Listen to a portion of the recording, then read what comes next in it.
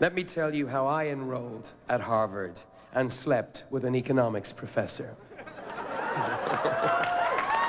Come on. That's right.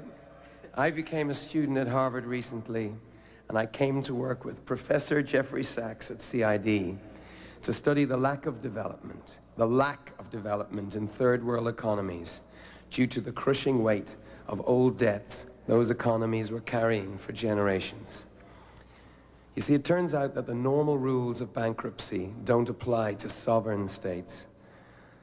It would be harder for you to get a student loan than it was for the likes of President Mobutu to stream billions of dollars into his Swiss bank account while his people starved on the side of the road.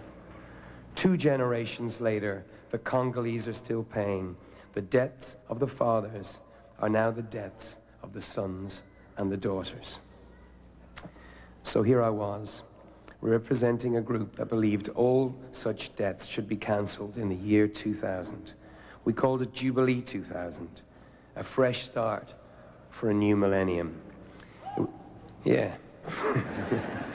It was headed up by Ann Pettifer, based out of London, with huge support from Africa and the South, with Muhammad Ali, Sir Bob Geldof, and myself acting at first just as mouthpieces.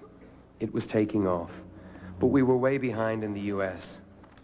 We had the melody line, so to speak, but in order to get it on the radio over here, we needed a lot of help. My friend, Bobby Shriver, suggested I knock on the good professor's door. And a funny thing happened.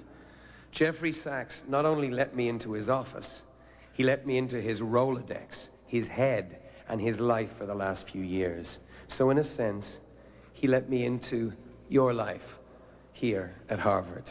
A student, Bono, again. I was 3 weeks in a college before this, all right?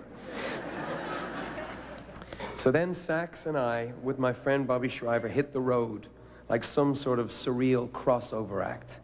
A rock star, a Kennedy, a noted economist, crisscrossing the globe like the Partridge Family on psychotropic drugs.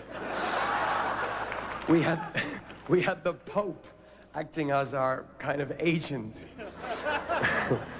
We had the blessing of various rabbis, evangelists, mothers' unions, trade unions, and PTAs. It was a new level of unhip for me. But it was very cool. It was in that capacity that I slept with Jeff Sachs. Each of us in our own seat on an economy flight to somewhere, passed out like a couple of drunks, but from sheer exhaustion. It was confusing for everyone. I looked up with one eye to see your hero stubble in all the wrong places, his tie looking like a headband. An air hostess asked if he were a member of the Grateful Dead. Check it. It's more of a mop-top situation today. I think you'll agree. Anyway, I have enormous respect for Jeff Sachs, but it's really true what they say. Students should never sleep with their professors. So while I'm handing out trade secrets, I also want to tell you that Larry Summers, your incoming president, the man whose signature is on every American dollar, well, he too is a nutcase and a freak.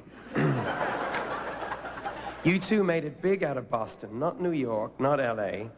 So I thought if anyone would know about our existence, it would be a Treasury Secretary from Harvard. No. When I said I was from U2, he had a flashback from Cuba, 1962. How can I put this? And don't hold it against him.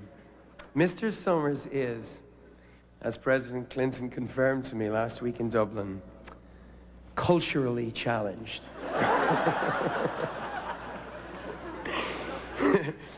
But when I asked him to look up from the numbers to see what we were talking about,